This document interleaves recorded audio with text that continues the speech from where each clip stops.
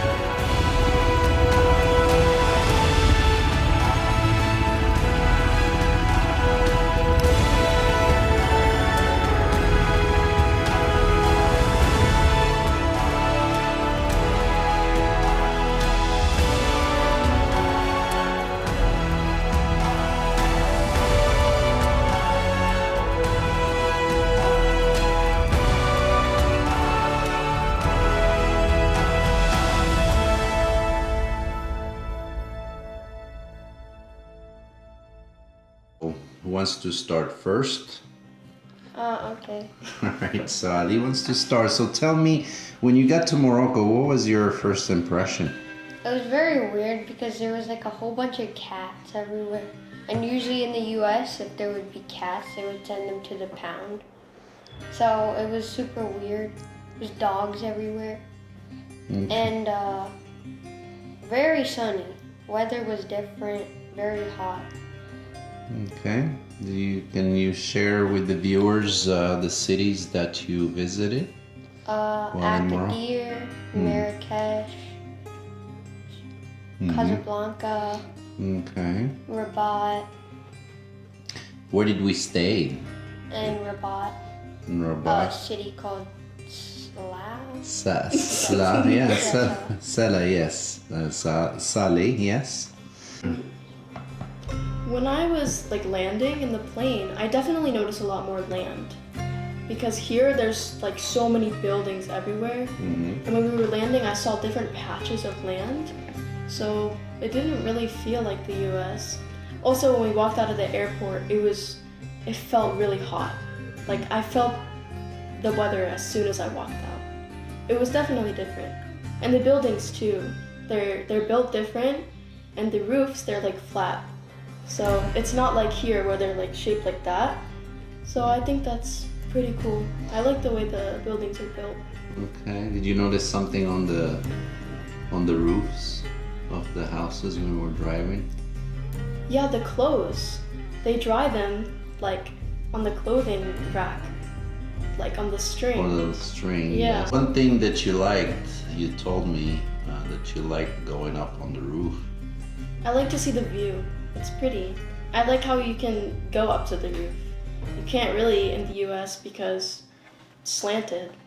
There's not a spot for you to go up and look. And why do you think the reason that the roofs here are slanted? Because of the weather. Because of the weather? The rain. Not the rain. The snow. Yeah, like the snow, yes.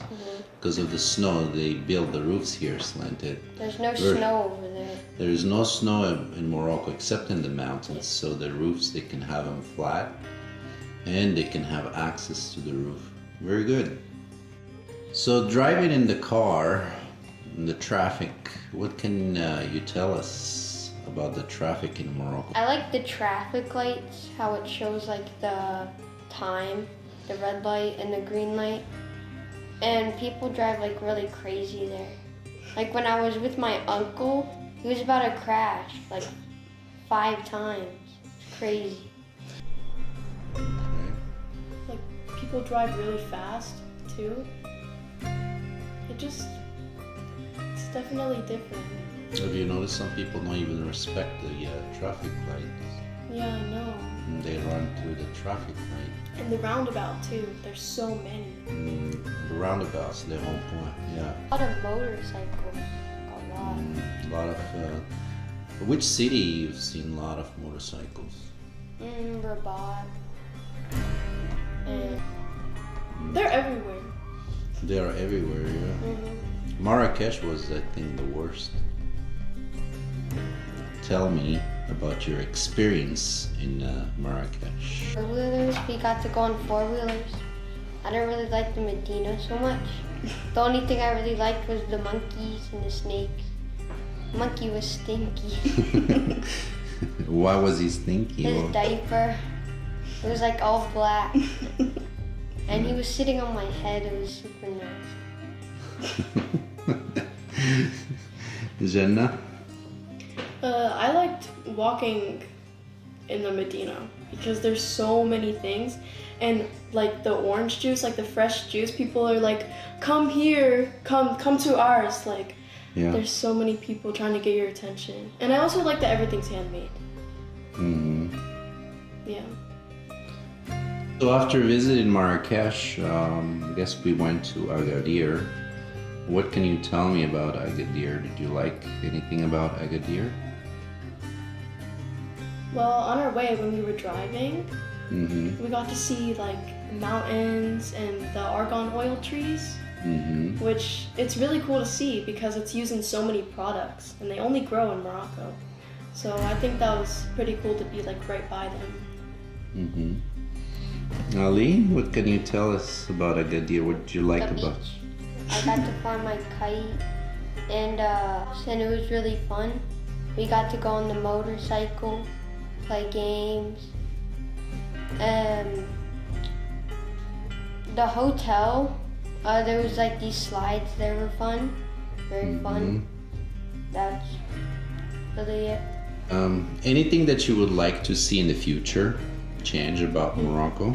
Who wants to start? Me. Okay, go ahead. The traffic. Maybe I don't like the roundabout so much.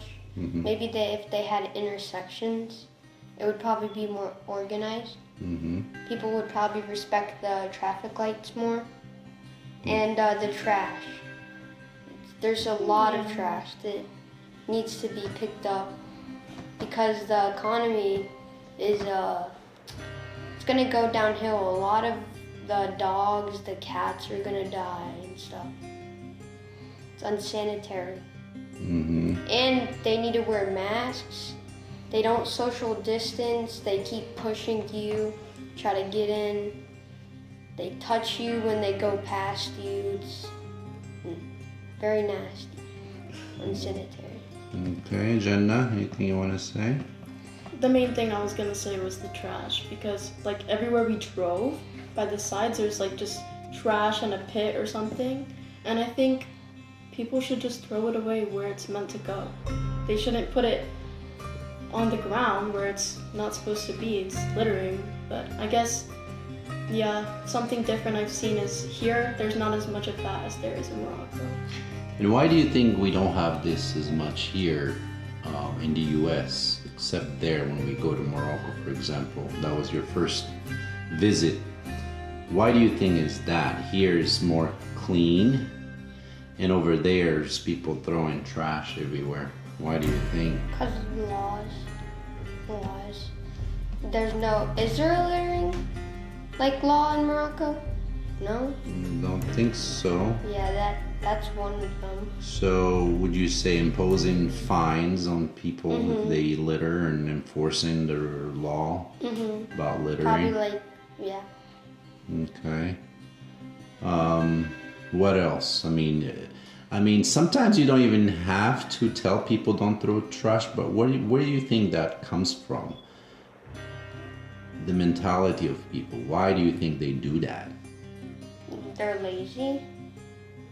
You think laziness? I don't think laziness is, I will say more lack of education.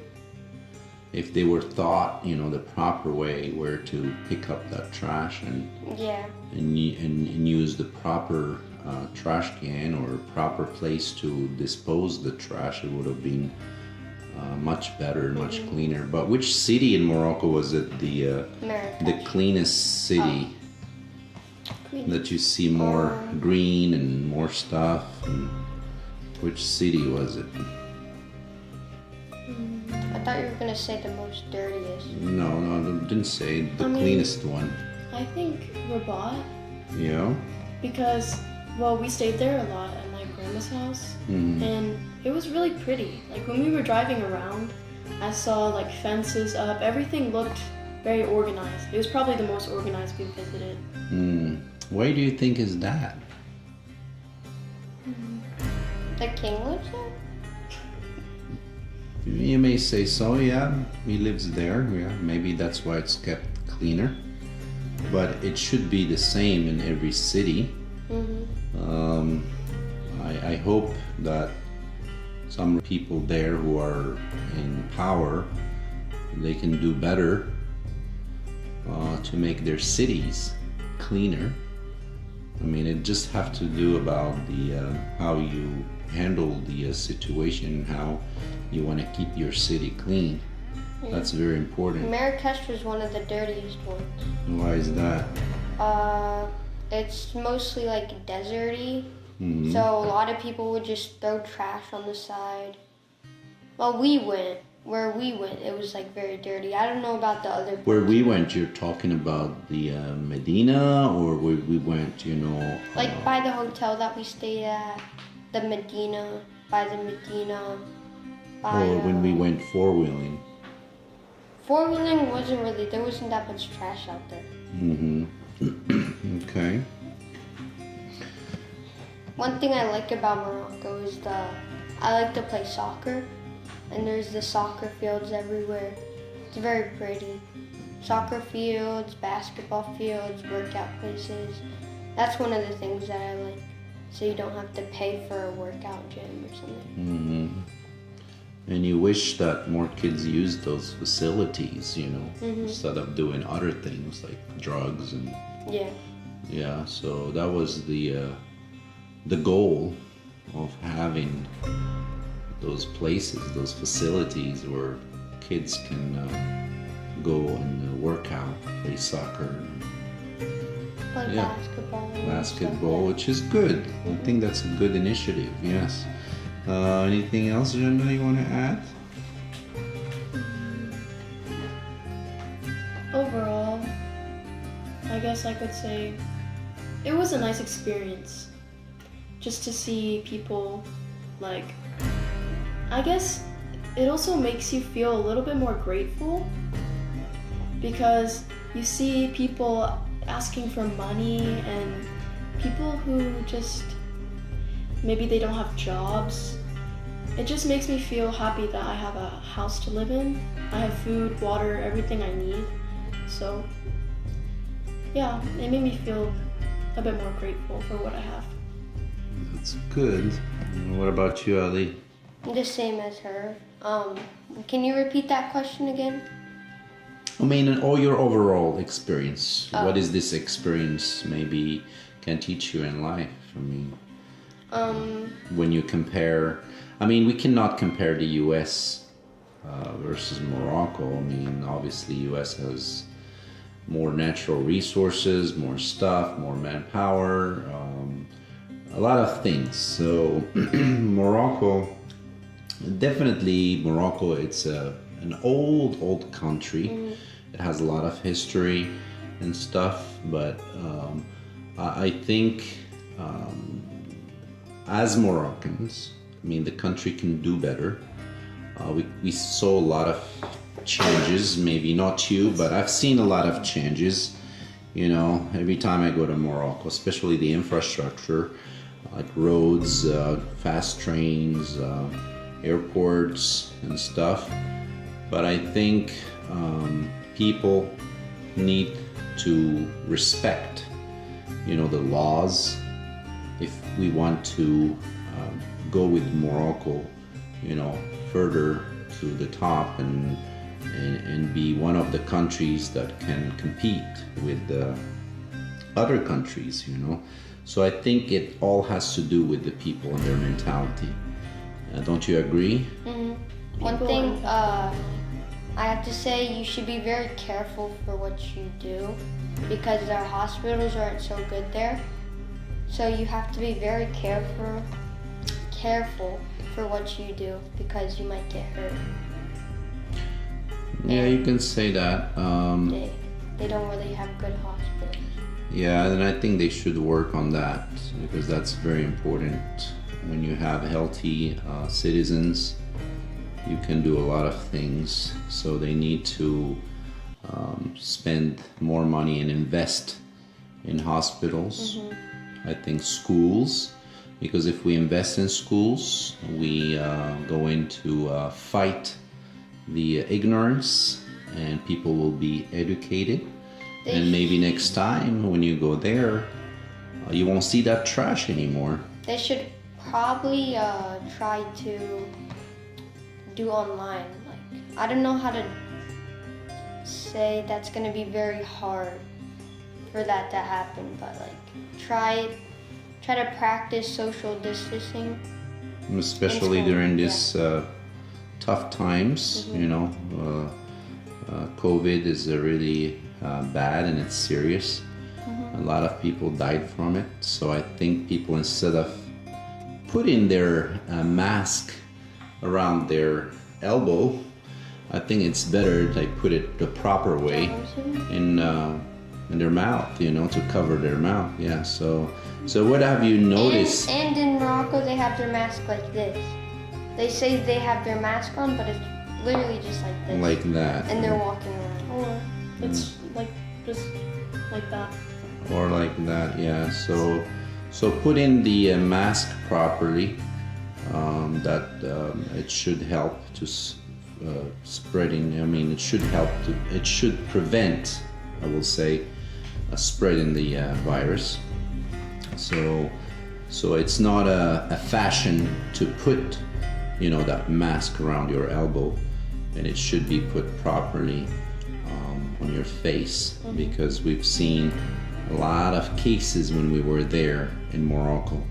A lot of people being infected by the virus because they do not respect social distancing and they do not put their mask the proper way.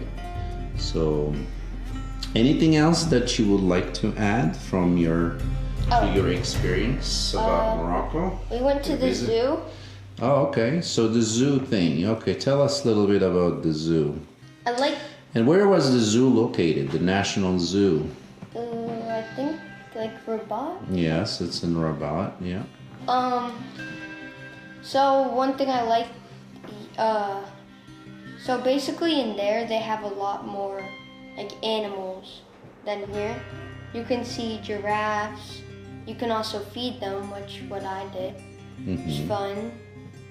And my uncle actually told me a story of at the zoo, the elephant picked up a rock and actually threw it at a kid, and the kid was injured. Well, that's bad. He passed away, sadly. Oh, that's a sad story. And I like to see the white lion. You got to see a white lion, a hippo. Didn't get to see, crocodile. Got to see otters. It was really fun. The flamingos. It had a lot more animals. There was a variety of animals that were kept in the zoo. Okay. And was it clean, the zoo? I just feel bad for some of the animals because there was kids jumping, slamming on the glass, but